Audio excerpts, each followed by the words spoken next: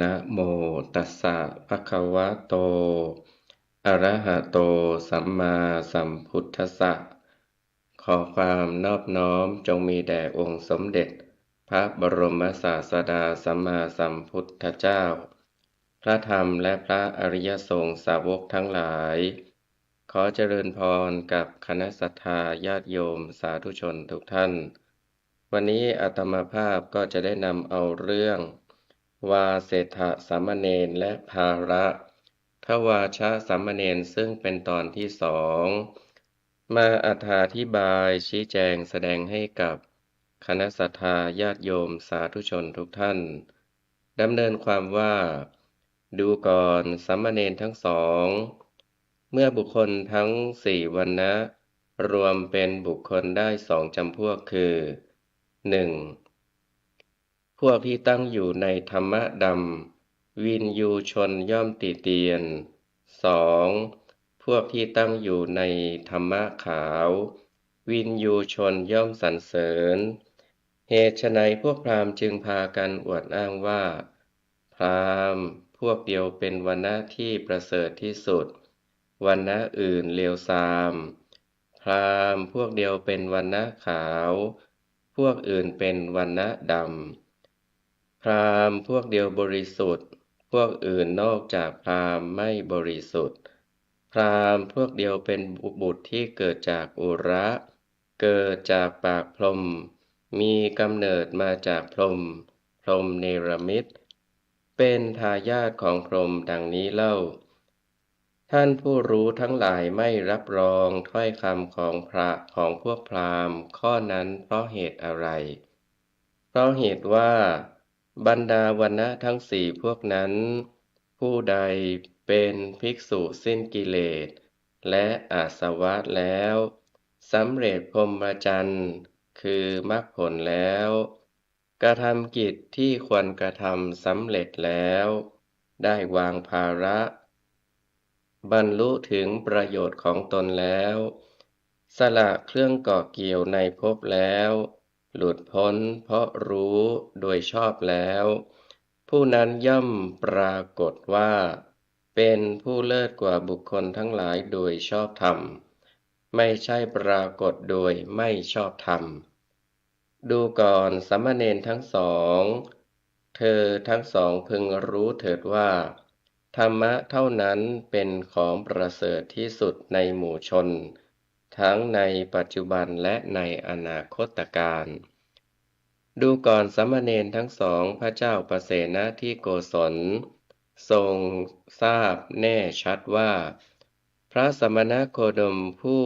ทรงยอดเยี่ยมได้ทรงผนวดจากสักยะตระกูลมีพวกสักยะยังต้องเป็นผู้ตามเสด็จพระเจ้าประเสนที่โกศลอยู่ใกล้ในทุกขณะทั้งพวกสักยะยังต้องทำการนอบน้อมการไหว้การลุกลับกระทำอัญชลีการทำสามีจิกรรมคือการแสดงความเคารพต่อพระเจ้าประเสนที่โกศลแต่พระเจ้าประสิทธิเสนที่โกศลก็ได้ทรงทำการนอบน้อมการกราบไหว้การลุกรับการทำอัญชลีการทำสามีจิกรรมต่อตถาคตโดยพระองค์มิได้ทรงถือว่าพระสมณโคดมเป็นผู้มีชาติตระกูลสูงเรามีชาติตระกูลต่ำพระสมณโคดมเป็นผู้มีกำลังเรามีกำลังน้อยกว่าพระสมณโคดมเป็นผู้มีคุณน่าเลื่อมใสเรามีคุณน่าเลื่อมใสน้อยกว่าพระสมณโคดมเป็นผู้สูงศักดิ์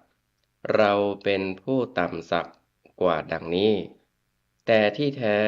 พระเจ้าประเสนที่โกศลทรงสักการะเคารพนับถือบูชากราบไหว้ต้อนรับกระทำอัญชลีกระทำสามีจิกรรมต่อพระธรรมโดยแท้พวกเธอพึงรู้ว่าพระธรรมเท่านั้นประเสริฐที่สุดในหมู่ชน ทั้งในปัจจุบันและในอนาคตการพระผู้มีพระภาคเจ้าตรัสต่อไปว่า ดูก่อนว่าเศรษฐะและภาระทวาชะ เธอทั้งสองมีชาติต่างกัน มีชื่อต่างกัน มีโคตต่างกัน ได้ออกจากเรือนมาบวชเป็นบรรพชิต เมื่อมีผู้ถามว่า ท่านเป็นพวกไหน พวกเธอพึงตอบเขาว่า พวกเราเป็นพวกพระสมณะสักยบุตร และผู้ใดมีศรัทธาตั้งมั่นเกิดแล้วแต่ลากแก้ว คืออริยมรรคตั้งลงอย่างมั่นคง อันสมณพราหมณ์ เทวดา มารพรหมหรือผู้ใดผู้หนึ่งในโลก ให้เคลื่อนย้ายไปไม่ได้ ควรเรียกผู้นั้นว่า เป็นบุตรเกิดจากพระอุระ เกิดจากพระโอษฐ์ของพระผู้มีพระภาคเจ้า เป็นผู้เกิดจากพระธรรม เป็นผู้ที่พระธรรมเนรมิตขึ้น เป็นทายาทของพระธรรม ข้อนั้นเพราะเหตุไร เพราะคำว่า ธรรมกาย คือพระธรรม พรหมกาย ธรรมอันประเสริฐ ธรรมพูด ธรรมที่เป็นเอง และพรหมพูด เกิดจากธรรมก็ดี เป็นชื่อของพระตถาคต ดูก่อนสามเณรทั้งสอง โดยล่วงระยะการอันยืดยาวนานมาแล้ว ที่โลกนี้จะพินาศ เมื่อโลกกำลังพินาศอยู่ โดยมากหมู่สัตว์ ย่อมบังเกิดขึ้นในชั้นอาภัสรพรหมโลก สัตว์เหล่านั้นมีความสำเร็จได้ด้วยทางใจ มีปีติ คือความอิ่มใจ ความปราบปลื้มใจ เป็นอาหาร มีรัศมีแสงสว่าง แผ่ซ่านออกจากกายของตน ท่องเที่ยวไปมาในอากาศได้ อยู่ในวิมานอันงาม ดำรงอยู่ในภพนั้น สิ้นเวลาอันยาวนานมาก ดูก่อนสามเณรทั้งสอง โดยล่วงระยะไปยืดยาวช้านาน โลกนี้กลับเจริญขึ้น เมื่อโลกกำลังเจริญอยู่ โดยมากหมู่สัตว์พากันจุติ จากชั้นอาภัสรพรหมลงมาเป็นอย่างนี้อีก และสัตว์เหล่านั้นมีความสำเร็จได้ด้วยทางใจ มีปีติเป็นอาหาร มีรัศมีแผ่ซ่านออกจากกายตนเอง ท่องเที่ยวไปมาในอากาศได้ อยู่ในวิมานอันงาม ดำรงอยู่ในภพนั้นสิ้นกาลเวลาอันยาวช้านานมาก ในสมัยนั้นจักรวาล คือบริเวณโดยรอบของโลก ทั่วโลก วงกลมแห่งโลก ระบบสุริยะ ทั้งสิ้นเป็นน้ำทั้งหมด มีความมืดมองไม่เห็นอะไรเลย ไม่มีดวงจันทร์และดวงอาทิตย์ รวมถึงดวงดาวนักสัตว์ทั้งหลายก็ไม่มี กลางวันกลางคืนก็ยังไม่มี 1 เดือนหรือครึ่งเดือน ฤดูหรือปีก็ยังไม่มี เพศหญิงและเพศชายก็ยังไม่มี สัตว์ทั้งหลายมีชื่อแต่เพียงว่า สัตว์เท่านั้น ดูก่อนว่าเศรษฐะและภาระทวาชะครั้นล่วงระยะการอันยืดยาวช้านาน ได้เกิดง้วนดิน ลอยอยู่บนผิวน้ำทั่วไป โดยปรากฏแก่สัตว์เหล่านั้นเหมือนกับนมสดที่บุคคลเคี่ยวไฟให้งวด แล้วตั้งไว้ให้เย็น จับเป็นฝาอยู่ข้างบน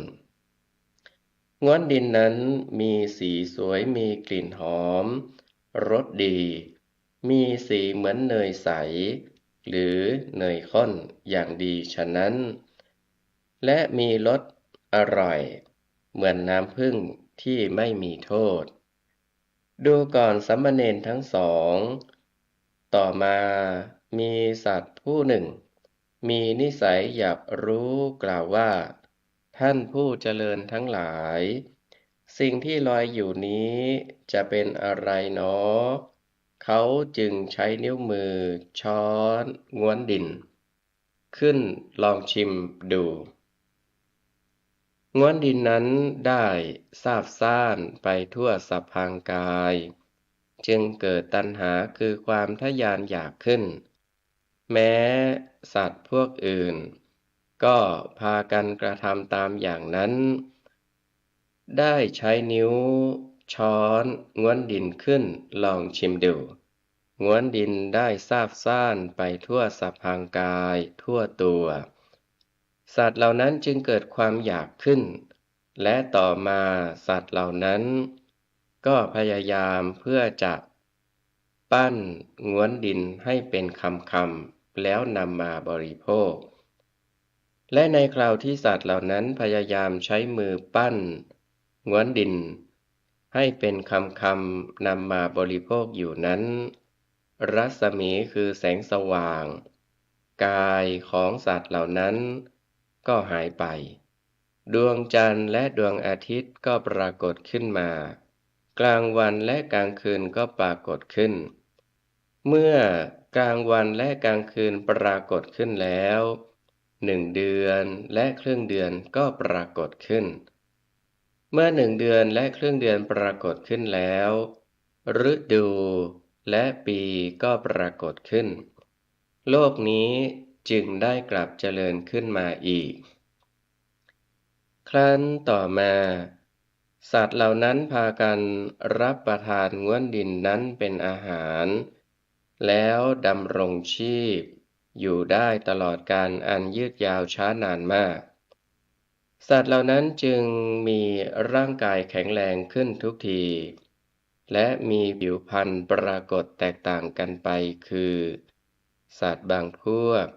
มีผิวพรรณงามสัตว์บางพวกมีผิวพรรณไม่งาม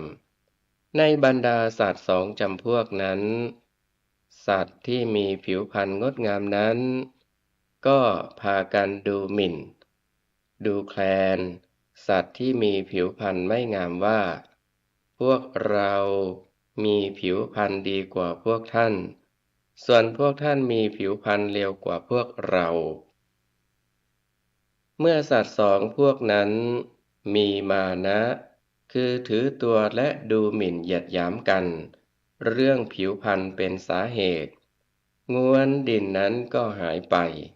เมื่อง้วนดินหายไปแล้วสัตว์เหล่านั้นจึงประชุมกันแสดงความเสียดายว่า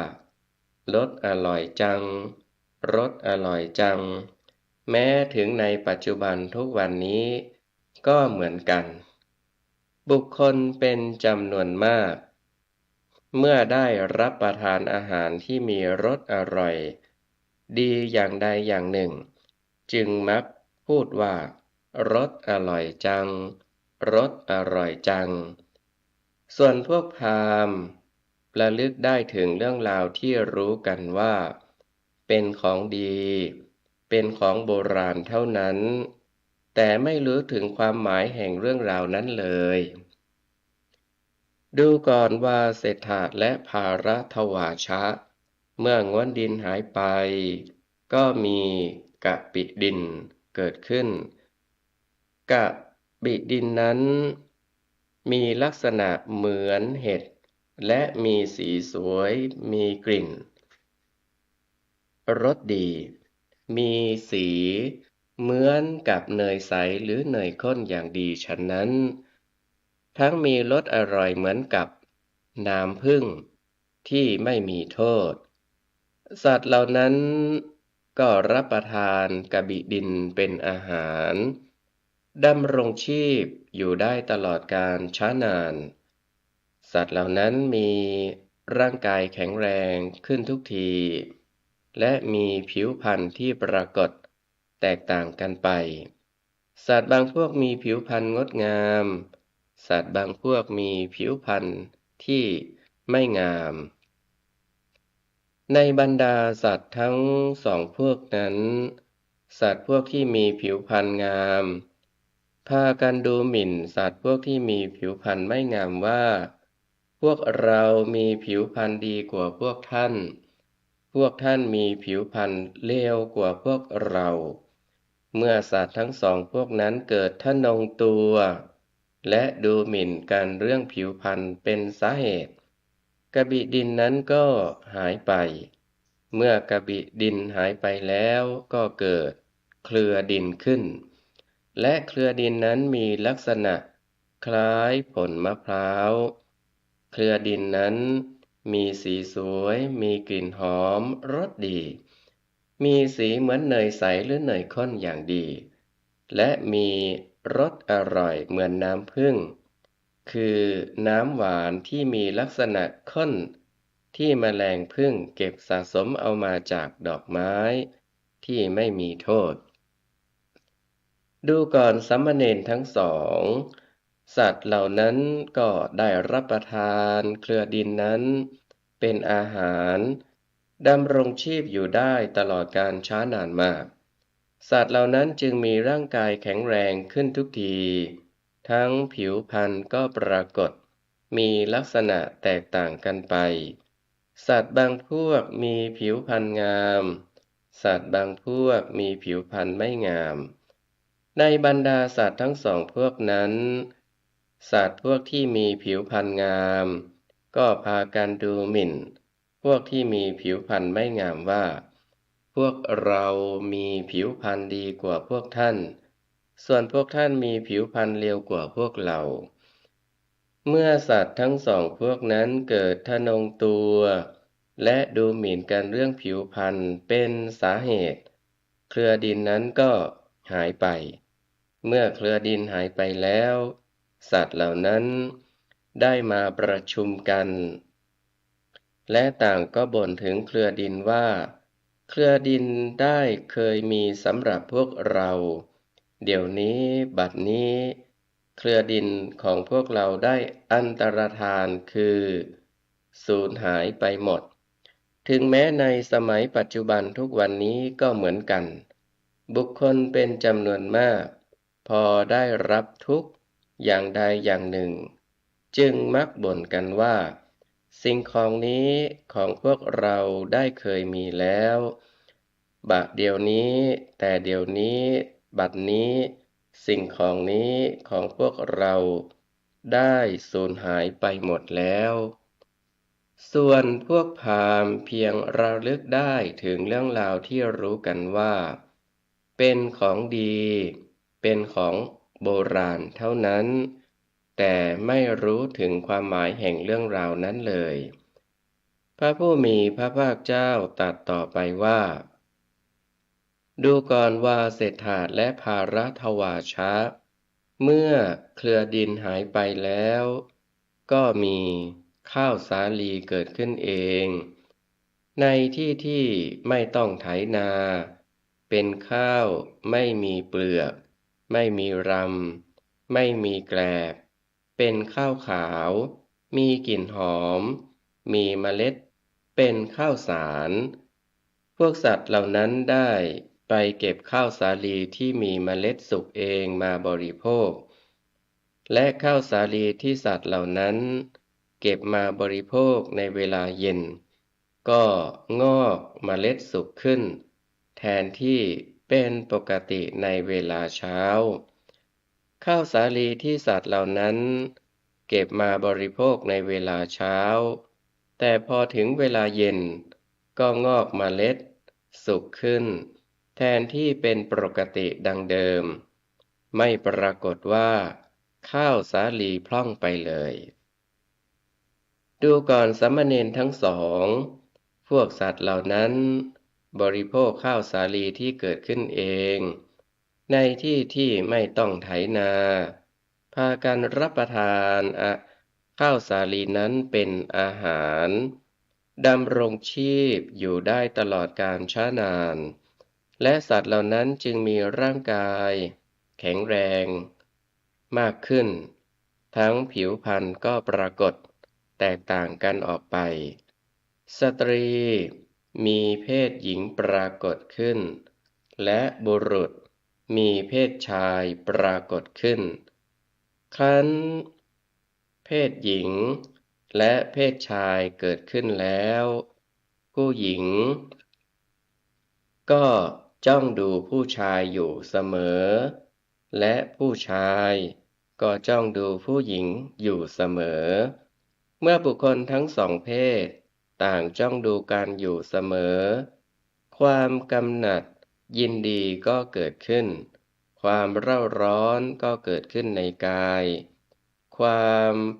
เพราะความเร่าร้อนเป็นปัจจัยเขาทั้งสองคนจึงเสพเมถุนกันในสมัยนั้นสัตว์พวกที่มีเพศสัมพันธ์กันอยู่ส่วนสัตว์บางพวกที่ไม่มีเพศสัมพันธ์ก็โปรยฝุ่นใส่บ้างโปรยขี้เถ้าใส่บ้างโยนมูลโค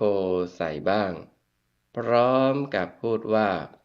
คนชาติชั่วจงพินาศคนชาติชั่วจงพินาศแล้วพูดต่อไปว่าทำไมสัตว์จึงกระทำแก่สัตว์เช่นนี้เล่าข้อที่ว่ามานั้นแม้ในปัจจุบันจึงได้มีธรรมเนียมมาถึงทุกวันนี้ในชนบทบางแห่งสัตว์ทั้งหลายโปรยฝุ่นใส่บ้างโปรยขี้เถ้าใส่บ้างโยนมูลโคใส่บ้างในเวลาเขาจะนำสัตว์ที่ประพฤติชั่วร้ายนั้นไปที่ตะแลงแก่งคือทางสี่แพร่งแต่ต่อมาเลื่อนไปหมายถึงสถานที่สำหรับฆ่านักโทษส่วนพวก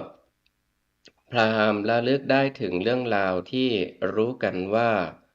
เป็นของดีเป็นของโบราณเท่านั้นแต่ไม่รู้ความหมายแห่งเรื่องราวนั้นเลยดูก่อนวาเสถะและภารัทวาชะในสมัยนั้นการโปรยฝุ่นใส่กันเป็นต้นรู้กันว่าไม่เป็นธรรมแต่มาในบัดนี้รู้กันว่าเป็นธรรมในสมัยนั้นสัตว์พวกใดที่เสพเมถุนกันสัตว์พวกนั้นจะเข้าบ้านหรือนิคมไม่ได้เป็นเวลา2 เดือนบ้าง3 เดือนบ้างเมื่อสัตว์ทั้งหลายพากันหลงเสพอสัตธรรมคือเสพเมถุนนั้นอยู่ตลอดเวลาสัตว์พวกนั้นจึงมีความพยายามก่อสร้างก่อร่างสร้างบ้านเรือนขึ้นเพื่อเป็นที่ปิดบังในการมีเพศสัมพันธ์ครั้งนั้นสัตว์ผู้หนึ่งเกิดความเกียจคร้านขึ้นจึงได้มีความเห็นว่าท่านผู้เจริญเราจะต้องลำบากไปเก็บข้าวสาลีมารับประทานทั้งในเวลาเย็นและในเวลาเช้าทำไมเล่าอย่ากันนั้นเลยเราควรไปเก็บข้าวสาลีมาไว้สำหรับรับประทานให้พอทั้งเวลาเย็นและเวลาเช้าในคราวเดียวกันก็จะเป็นการดีและนับแต่นั้นมาสัตว์ผู้นั้นก็ไปเก็บข้าวสาลีมาไว้สำหรับรับประทานอย่างเพียงพอทั้งเวลาเย็นและเวลาเช้าลำดับต่อมามีสัตว์อีกผู้หนึ่งไปหาสัตว์ผู้นั้นแล้วพูดชักชวนว่าสัตว์ผู้เจริญพวกเราไปเก็บข้าวสาลีกันเถิดสัตว์ผู้นั้นจึงตอบว่าข้าพเจ้าไปเก็บข้าวสาลีมาไว้สำหรับรับประทานพอทั้ง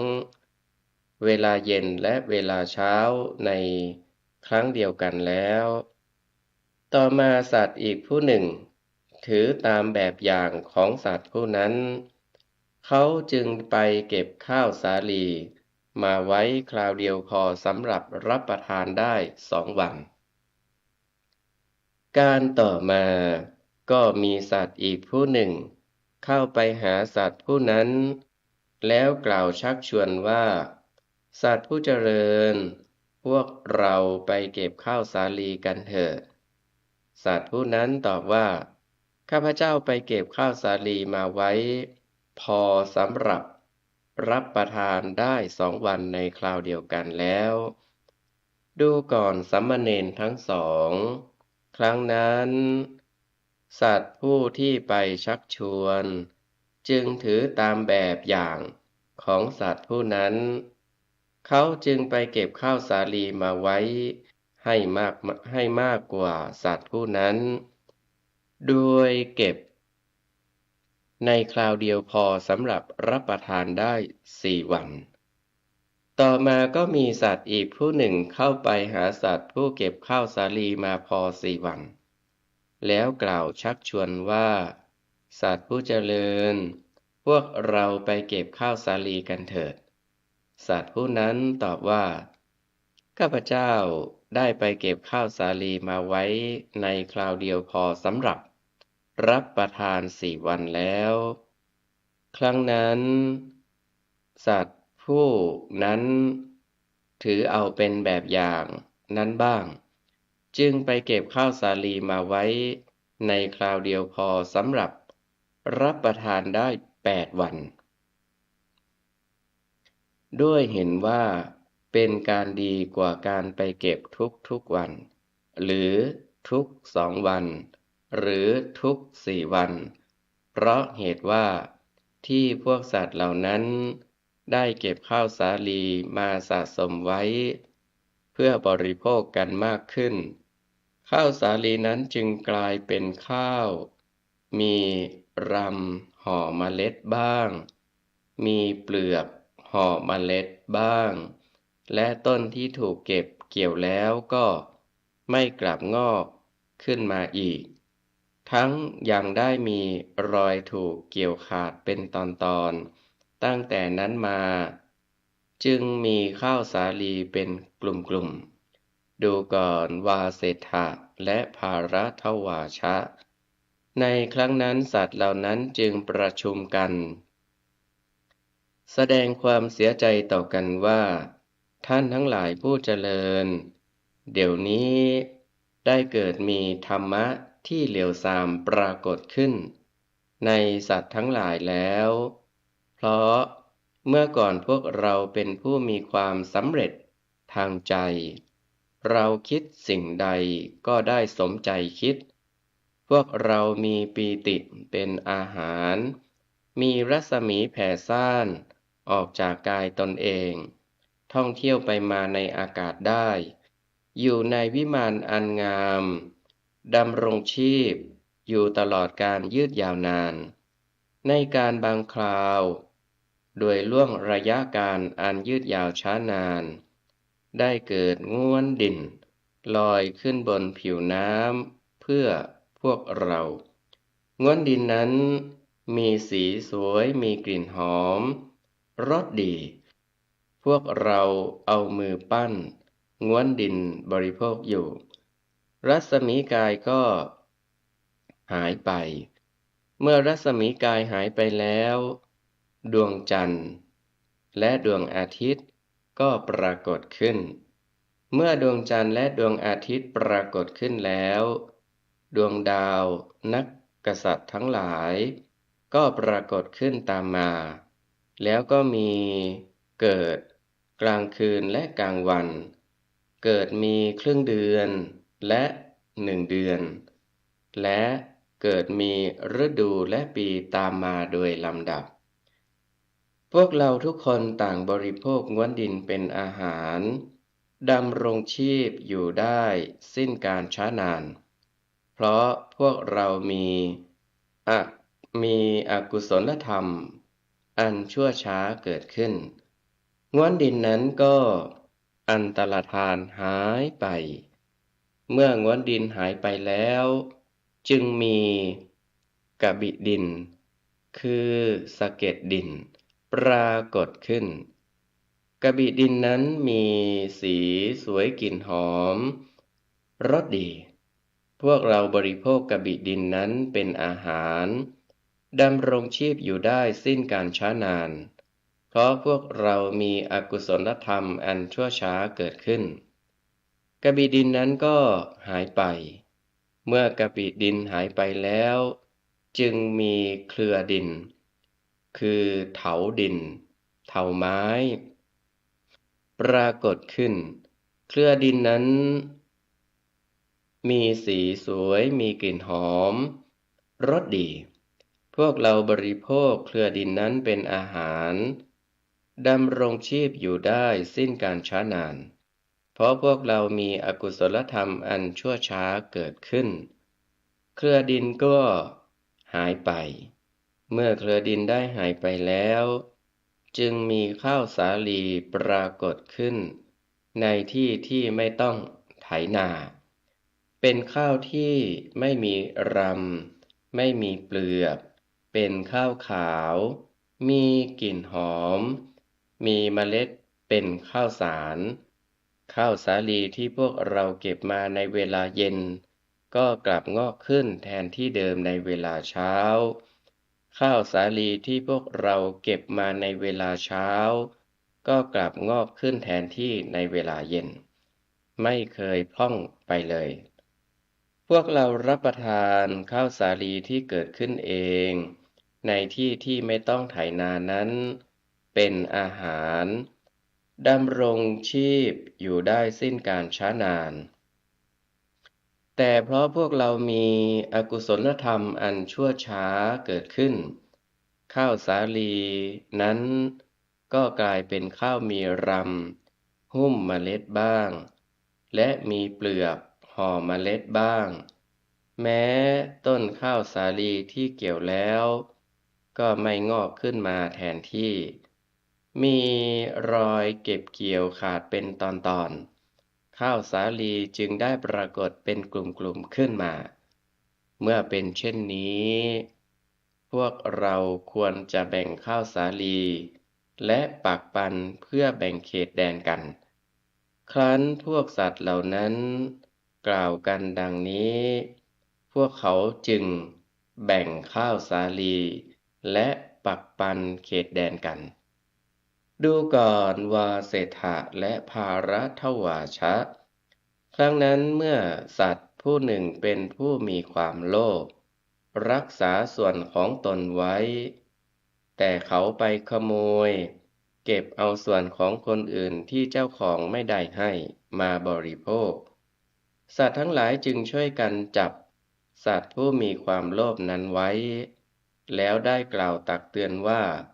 ท่านได้กระทำกรรมชั่วช้านักโดยรักษาส่วนของตนไว้แต่ไปเก็บเกี่ยวส่วนของคนอื่นที่เจ้าของไม่ได้ให้มาบริโภคท่านอย่าได้กระทำกรรมชั่วช้าอย่างนี้อีกเลยสัตว์ผู้มีความโลภนั้นรับคำตักเตือนของสัตว์เหล่านั้นแล้วว่าจะไม่กระทำอีกแต่ต่อมาเขา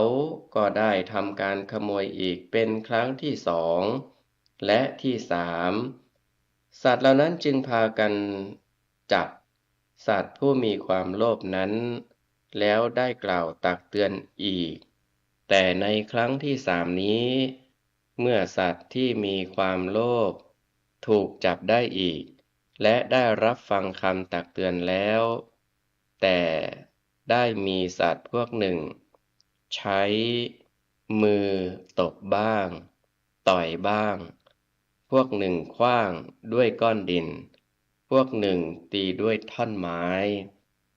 ด้วยเหตุดังกล่าวนี้การถือเอาสิ่งของที่เจ้าของไม่ได้ให้คืออทินนาทานจึงปรากฏขึ้นการครหาคือการติเตียนจึงปรากฏขึ้นการกล่าวเท็จมุสาวาทจึงปรากฏขึ้นและการถือท่อนไม้เพื่อใช้ตีจึงปรากฏขึ้น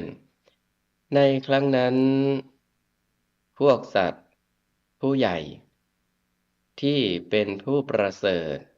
ได้ประชุมกันต่างปรับทุกข์กันว่า ท่านทั้งหลายผู้เจริญ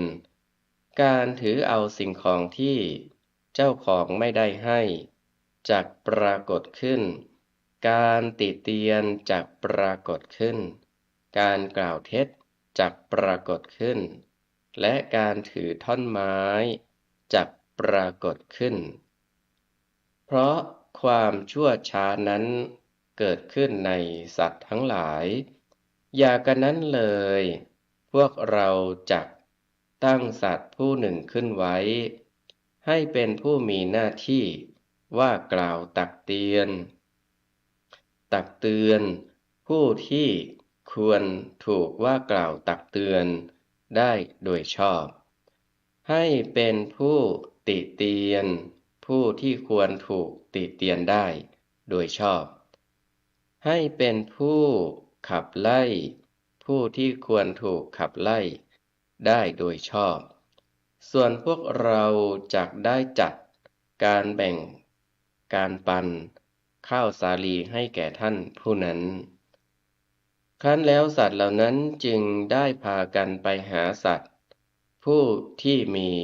รูปร่างงามสง่าและก็มีรูปร่างน่าดูกว่าน่าเลื่อมใสกว่าและมีศักย์ใหญ่กว่าน่าเกรงขามกว่าทุกคนแล้วจึงบอกเรื่องนี้ว่าข้าแต่สัตว์ผู้เจริญขอท่านจงมีหน้าที่ว่ากล่าวตักเตือนผู้ที่ควรถูกว่ากล่าวตักเตือนได้โดยชอบจงติเตียนผู้ที่ควรถูกติเตียนได้โดยชอบจงขับไล่ผู้ที่ควรถูกขับไล่ได้โดยชอบส่วนพวกข้าพเจ้าจักแบ่งปันข้าวสาลีให้แก่ท่านฝ่ายสัตว์ผู้นั้นได้ตกลงรับคำเชื้อเชิญของสัตว์เหล่านั้นแล้วจึงกล่าวว่าดีแล้วผู้เจริญทั้งหลายต่อจากนั้นสัตว์ผู้นั้นได้กระทำหน้าที่ว่ากล่าวผู้ที่ควรถูกว่ากล่าวโดยชอบธรรมได้ติเตียนผู้ที่ควรถูกติเตียนได้โดยชอบและได้ขับไล่ผู้ที่ควรถูกขับไล่ได้โดยชอบส่วนสัตว์เหล่านั้นก็ได้แบ่งปันข้าวสาลีให้แก่สัตว์ที่เป็นหัวหน้านั้นพระผู้มีพระภาคเจ้าจึงตรัสต่อไปว่าดูก่อนวาเสถะและภารัตวาชะผู้ชนเพราะชนผู้เป็นหัวหน้าอันมหาชนสมมุติขึ้นจึงได้อุบัติขึ้นมาเป็นอันดับแรกเรียกว่ามหาชนสมมุติหมายถึงผู้ที่มหาชนแต่งตั้งขึ้นเพราะชนผู้เป็นหัวหน้าเป็นใหญ่ยิ่งในเขตแดนจึงเรียกว่ากษัตริย์อุบัติขึ้นเป็นอันดับที่สองรองจากคำว่ามหาชนสมมุติเพราะชนผู้เป็นหัวหน้าย่อมทำให้ชนทั้งหลายเกิดความอิ่มใจและความสุขใจได้โดยธรรมจึงเรียกหัวหน้าผู้นั้นว่าราชาอุบัติขึ้นเป็นอันดับที่สามต่อจากคำว่ากษัตริย์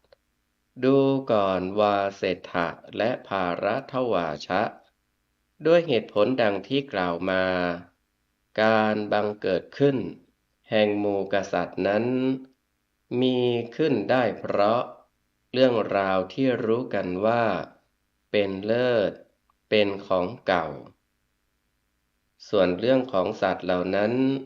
จะต่างกันหรือเหมือนกันกับสัตว์เหล่าอื่นก็ด้วยธรรมะเท่านั้นไม่ใช่นอกออกไปจากธรรมะความจริงธรรมะเท่านั้น ที่ประเสริฐที่สุดในหมู่ชนทั้งในปัจจุบันและในอนาคตการครั้นต่อมาสัตว์บางพวกได้เกิดได้มีความคิดเห็นขึ้นว่าท่านผู้เจริญการถือเอาสิ่งของที่เจ้าของไม่ได้ให้จักปรากฏขึ้นการติเตียนจักปรากฏขึ้นการกล่าวเท็จจักปรากฏขึ้นการถือท่อนไม้จักปรากฏขึ้นการขับไล่จักปรากฏขึ้นเพราะความชั่วเหล่านั้นได้เกิดขึ้นแล้วในพวกเราเมื่อเป็นเช่นนี้พวกเราควรลอยอกุศลธรรมคือธรรมที่ชั่วช้าทิ้งไปเถิดสัตว์เหล่านั้นจึงได้พากันลอยอกุศลธรรมคือธรรมที่ชั่วช้าทิ้งไปเพราะเหตุที่สัตว์เหล่านั้นพากันลอยอกุศลธรรมคือธรรมที่ชั่วช้าทิ้งไปจึงเรียกว่าพราหมณ์พราหมณ์จึงบังเกิดขึ้นเป็นลำดับแรกพราหมณ์เหล่านั้นได้พากันสร้างกระท่อมที่มุงและบังด้วยใบไม้อยู่ในป่าเพ่งพิจารณาธรรมะอยู่ในกระท่อมที่มุงและบังด้วยใบไม้นั้นพวกเขา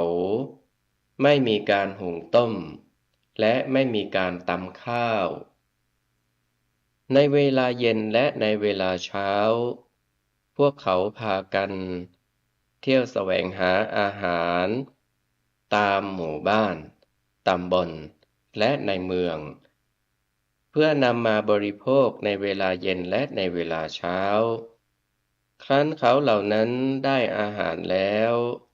จึงพากันกลับไปเพ่งธรรมะอยู่ในกระท่อมที่มุงและบังด้วยใบไม้ในป่าอีกบุคคลทั้งหลายได้เห็นพฤติการของพวกพราหมณ์นั้นแล้วก็พากันกล่าวว่าท่านผู้เจริญสัตว์พวกนี้พากันสร้างกระท่อมที่มุงและบังด้วยใบไม้อยู่ในป่าแล้วเพ่งธรรมะอยู่ในกระท่อมนั้นไม่มีการหุงต้มไม่มีการตำข้าวในเวลาเย็นและในเวลาเช้าพวกเขาพากันเที่ยวแสวงหาอาหารตามหมู่บ้านตำบลและในเมืองเพื่อนำมาบริโภคในเวลาเย็นและในเวลาเช้าครั้นเขาเหล่านั้นได้อาหารแล้วจึงพากันกลับไปเพ่งธรรมะอยู่ในกระท่อมที่มุงและบังด้วยใบไม้ในป่านั้นอีกด้วยเหตุนี้พวกนั้นจึงมีนามว่าผู้เจริญฌานคือผู้เจริญฌานที่จึงบังเกิดขึ้นเป็นลำดับที่สองของคำว่าพราหมณ์บรรดาสัตว์เหล่านั้นสัตว์บางพวกเมื่อไม่ได้สำเร็จฌานในกระท่อมใบไม้ในป่านั้นพวกเขาจึงพากันเที่ยวไปตามหมู่บ้านและตำบลที่อยู่ใกล้เคียงแล้วก็แต่งคัมภีร์ขึ้นคนทั้งหลายเห็นพฤติการของพวกเขาแล้วจึงกล่าวว่าท่านผู้เจริญสัตว์เหล่านี้ไม่ได้สำเร็จฌานในกระท่อมใบไม้ในป่าจึงเที่ยวไปตามหมู่บ้านและตำบลที่อยู่ใกล้เคียงเป็นผู้แต่งคัมภีร์บัดนี้ชนเหล่านี้ไม่เพ่งอยู่พวกนั้นจึงมีนามว่าอัจฉายิกาแปลว่าผู้ไม่เพ่งอัจฉายิกาคือพวกแต่งคัมภีร์และผู้สอนจึงบังเกิดขึ้นเป็นลำดับที่สาม ต่อจากผู้เจริญฌานดูก่อนว่าเศรษฐะและภารัตวาชะคำว่าอัจฉายิกาคือผู้แต่งคัมภีร์และผู้สอนในสมัยนั้นสมมุติกันว่าเป็นคำเลวทรามแต่ในสมัยนี้สมมุติกันว่าประเสริฐเพราะเหตุดังกล่าวมานี้การบังเกิดขึ้นแห่งพวกพราหมณ์และผู้เจริญฌานรวมถึงผู้แต่งคัมภีร์นั้นย่อมมีต่อมาโดยชอบธรรมจนกระทั่งทุกวันนี้เพราะเรื่องราวที่เข้าใจกันว่าเป็นของดีเป็นของโบราณคือมีมานานแล้วช้านานหรือเก่าก่อนส่วนเรื่องของสัตว์เหล่านั้นจะเหมือนกันหรือไม่เหมือนกันกับสัตว์อื่นก็ด้วยธรรมะเท่านั้นไม่ใช่นอกจากไปจากธรรมะความจริงธรรมะเท่านั้นที่ประเสริฐที่สุดในหมู่ชนทั้งในปัจจุบันและในอนาคตการดูก่อนว่าเศรษฐะและภารัตวาชะบรรดาสัตว์เหล่านั้นสัตว์บางพวกยึดมั่นการเสพเมถุนธรรมคือการมีเพศสัมพันธ์และการประกอบการงานที่มีความแตกต่างกันไปเพราะเหตุที่สัตว์เหล่านั้นต่างมัวเมายึดมั่นการเสพเมถุนธรรมและประกอบการงานแตกต่างกันไปนั้นคำว่าแพทย์จึงได้บังเกิดขึ้นด้วยเข้าใจกันว่าเป็นของดีเป็นของเก่าส่วนเรื่องของสัตว์เหล่านั้นจะเหมือนกันหรือไม่เหมือนกันกับสัตว์อื่นก็ด้วยธรรมะเท่านั้นไม่ใช่นอกออกไปจากธรรมะด้วยเหตุที่กล่าวถึงสัตว์บางพวกมีการยึดมั่นการเสพเมถุนธรรมและประกอบการงานแตกต่างกันไปนั้นคำว่าสูตรจึงบังเกิดขึ้นด้วยเข้าใจว่าเป็นของดีเป็นของเก่าความจริงธรรมะเท่านั้นประเสริฐสุดในหมู่ชนทั้งในปัจจุบันและในอนาคตดูก่อนสามเณรทั้งสองมีสมัยที่กษัตริย์พราหมณ์แพทย์สูตรติเตียนธรรมะของตนจึงได้ออกจากเรือนบวชเป็นบรรพชิตด้วยคิดว่าเราจะเป็นสมณะด้วยเหตุนี้พวกสมณะจึงเกิดมีขึ้นได้จากวรรณะทั้งสี่นี้ส่วนเรื่องของสัตว์เหล่านั้นจะต่างกันหรือเหมือนกันจะไม่ต่างกันหรือไม่เหมือนกันก็ด้วยธรรมะเท่านั้นไม่ใช่นอกออกไปจากธรรมะความจริงธรรมะเท่านั้นประเสริฐที่สุดในหมู่ชนทั้งในปัจจุบันและในอนาคตดูก่อนว่าเศรษฐะและภารัตวาชะกษัตริย์พราหมณ์แพทย์สูตรหรือสมณะก็ตามประพฤติกายทุจริตคือความประพฤติชั่วด้วยกายวจีทุจริตคือการประพฤติชั่วด้วยวาจามโนทุจริตคือการประพฤติชั่วด้วยใจเป็นมิจฉาทิฐิคือความเห็นผิดจากครองธรรมยึดถือกระทำนั้นด้วยอำนาจมิจฉาทิฐิในภายหน้าเวลาร่างกายแตกตายแล้วย่อมเกิดในอบายทุกขติคือภูมิที่ถือว่าไปเกิดแล้วมีความทุกข์ความลำบากวินิบาตคือแดนที่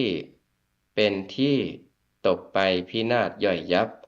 นรกเหมือนกันทั้งนั้นถ้ากษัตริย์พราหมณ์แพทย์สูตรหรือสมณะก็ดีประพฤติกายสุจริตคือความประพฤติดีด้วยกายวจีสุจริตคือความประพฤติดีด้วยวาจา มโนสุจริตคือความประพฤติดีด้วยใจเป็นสัมมาทิฏฐิ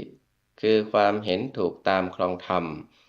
โดยยึดถือการกระทำด้วยอำนาจสัมมาทิฏฐิคือความเห็นชอบในภายหน้า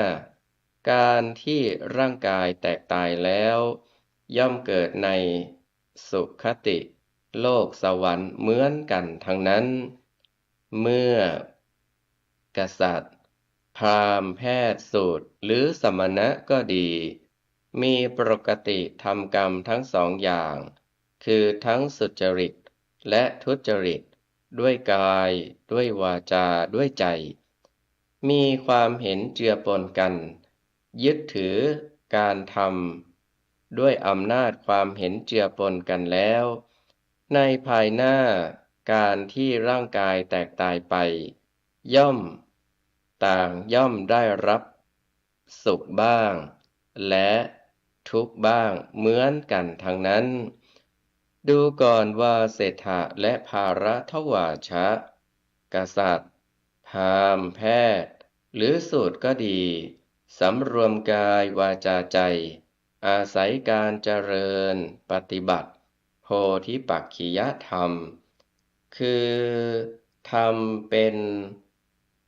ไปในฝักฝ่ายแห่งความตรัสรู้มี37ประการคือสติปัฏฐานสี่สัมมัปปทานสี่อิทธิบาทสี่อินทรีย์ห้าพละห้าโพชฌงค์เจ็ดและมรรคมีองค์แปดทั้ง7ประการนี้แล้วย่อมปรินิพพานในปัจจุบันนี้เหมือนกันทั้งนั้นบรรดาวรรณะทั้งสี่นี้วรรณะใด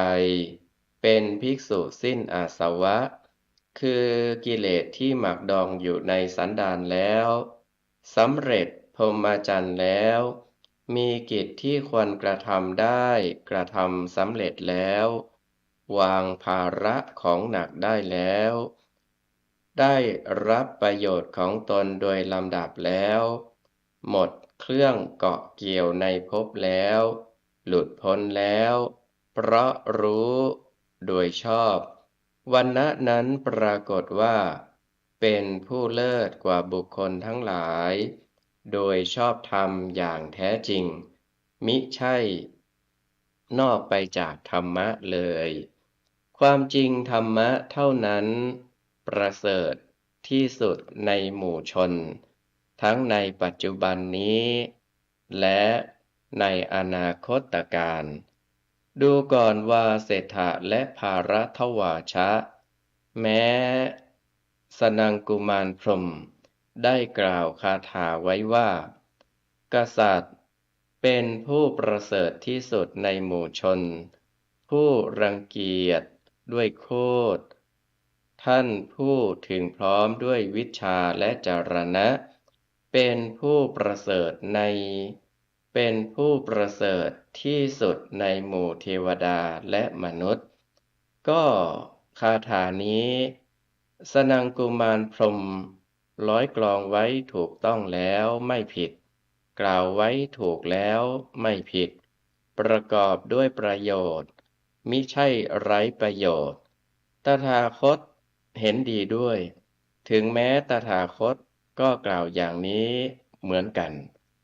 ครั้นพระผู้มีพระภาคเจ้าได้ตรัสพระพุทธพจน์แล้ว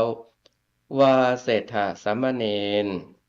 และภารัทวาชสามเณรก็มีความชื่นชมยินดีต่อพระวาจาของพระผู้มีพระภาคเจ้ามีข้อความในอรรถกถาคัมภีร์สุมังคลวิลาสินีกล่าวถึงว่าเศรษฐสามเณรและภารัทวาชสามเณรโดยได้สำเร็จสูงสุดในชีวิตที่เข้ามาสู่พระพุทธศาสนาที่ผู้บรรพชาอุปสมบทแล้วพึงปรารถนาดังนี้พระผู้มีพระภาคเจ้าตรัสพระวาจาอันเป็นเครื่องทำลายความเป็นผู้ประเสริฐของบุคคลทั้งสี่จำพวก คือวรรณะทั้งสี่พวกด้วยธรรมมีคาถาดังกล่าวมาแล้วในบาลีนั้นจึงทรงเปลี่ยนมาทรงแสดงอริยสัจสี่คือความจริงอันประเสริฐคือความจริงของพระอริยะมีสี่ประการคือทุกข์สมุทัยนิโรธมรรคเพื่อทรงชี้ให้เห็นว่าผู้รู้แจ้งแทงตลอดอริยสัจสี่เป็นผู้ประเสริฐที่สุดในหมู่เทวดาและมนุษย์เมื่อพระผู้มีพระภาคเจ้าจะทรงทำเนื้อความนั้นให้มั่นคงจึงทรงชี้ถ้อยคำของสนังกุมารพรหมผู้เป็นพรหมที่โลกนิยมยกย่องในสมัยนั้นแล้วพระพุทธองค์ทรงจบพระธรรมเทศนาลงด้วยธรรมะอันเป็นยอดแห่งธรรมะคือพระอรหัตตมรรคมรรคของความเป็นผู้ไม่มีกิเลส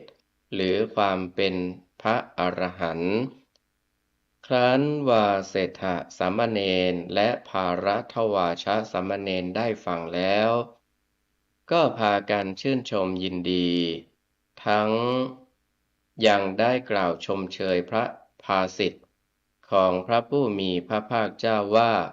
สาธุสาธุแล้วสามเณรทั้งสองลูกกำลังน้อมใจระลึกรู้ถึงเนื้อความตามพระสูตรนี้นั่นเองก็ได้บรรลุพระอรหัตผลเป็นพระอรหันต์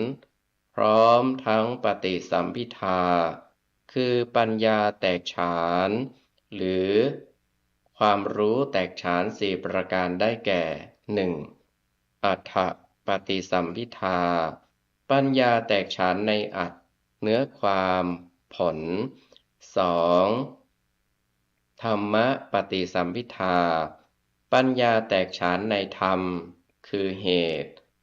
3. นิรุตติปฏิสัมภิทาปัญญาแตกฉานในนิรุตติคือภาษา 4. ปฏิภาณปฏิสัมภิทาปัญญาแตกฉานในปฏิภาณคือการโต้ตอบได้ทันทีทันควรความคิดทันการวันนี้อาตมาภาพได้นำเรื่องวาเสถสามเณรและภาระทวาชสามเณรมาอธิบายชี้แจงแสดงให้กับ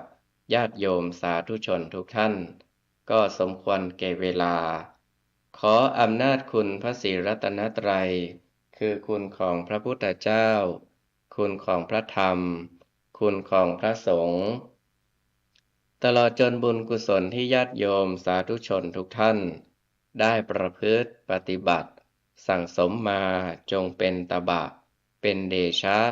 เป็นภรวะปัจจัยหนุนนำให้กับญาติโยมสาธุชนทุกท่านจงเจริญด้วยจตุรพิธพรชัยสี่ประการกล่าวคือมีอายุวันนะสุขะภละปฏิภาณธนสารสมบัติมีความสุขกายสุขใจเจริญในธรรมะขององค์สมเด็จพระบรมศาสดาสัมมาสัมพุทธเจ้าทุกท่านทุกคนเทอญ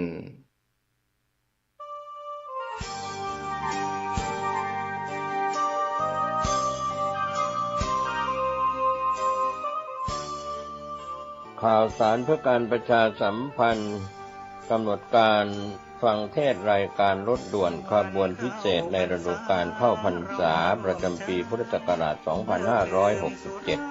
ดำเนินงานโดยคณะสงฆ์จังหวัดเชียงใหม่สภา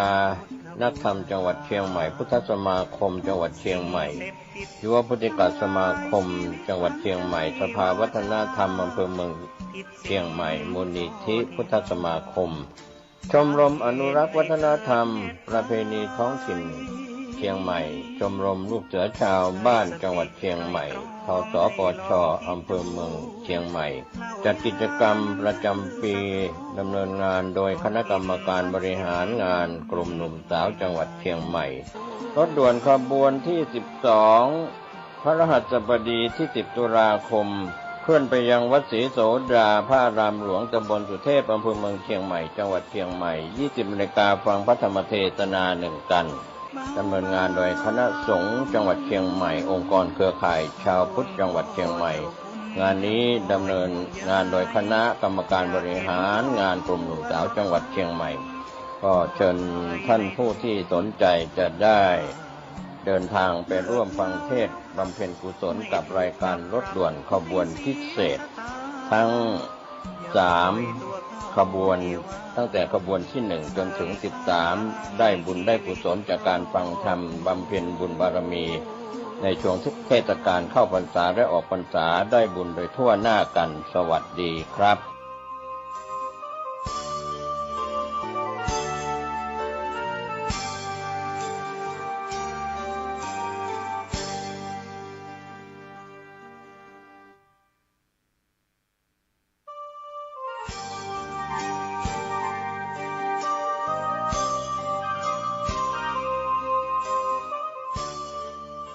ข่าวสารเพื่อการประชาสัมพันธ์กำหนดการฟังเทศน์รายการรถด่วนขบวนพิเศษในฤดูกาลเข้าพรรษาประจำปีพุทธศักราช 2567 ดำเนินงานโดยคณะสงฆ์จังหวัดเชียงใหม่สภานักธรรมจังหวัดเชียงใหม่พุทธสมาคมจังหวัดเชียงใหม่ยุวพุทธิกสมาคมจังหวัดเชียงใหม่สภาวัฒนธรรมอำเภอเมืองเชียงใหม่มูลนิธิพุทธสมาคมชมรมอนุรักษ์วัฒนธรรมประเพณีท้องถิ่นเชียงใหม่ชมรมลูกเสือชาวบ้านจังหวัดเชียงใหม่ทสปช.อำเภอเมืองเชียงใหม่จัดกิจกรรมประจำปีดำเนินงานโดยคณะกรรมการบริหารงานกลุ่มหนุ่มสาวจังหวัดเชียงใหม่รถด่วนขบวนที่13พฤหัสบดีที่17ตุลาคมเคลื่อนไปยังพุทธสถานเชียงใหม่ตำบลช้างคานอำเภอเมืองเชียงใหม่จังหวัดเชียงใหม่20 นาฬิกามีพิธีวันมอบโล่ก็เป็นกิจกรรมในรายการฟังเทศน์รถด่วนขบวนพิเศษประจำปี 2567 ดำเนินงานโดยคณะสงฆ์จังหวัดเชียงใหม่องค์กรเครือข่ายชาวพุทธจังหวัดเชียงใหม่งานนี้ดำเนินงานโดยคณะกรรมการบริหารงานกลุ่มหนุ่มสาวจังหวัดเชียงใหม่ก็เชิญท่านผู้ที่สนใจจะได้เดินทางไปร่วมฟังเทศน์บำเพ็ญกุศลกับรายการรถด่วนขบวนพิเศษทั้ง3 ขบวนตั้งแต่ขบวนที่1จนถึง13ได้บุญได้กุศลจากการฟังธรรมบำเพ็ญบุญบารมีในช่วงเทศกาลเข้าพรรษาและออกพรรษาได้บุญโดยทั่วหน้ากันสวัสดีครับ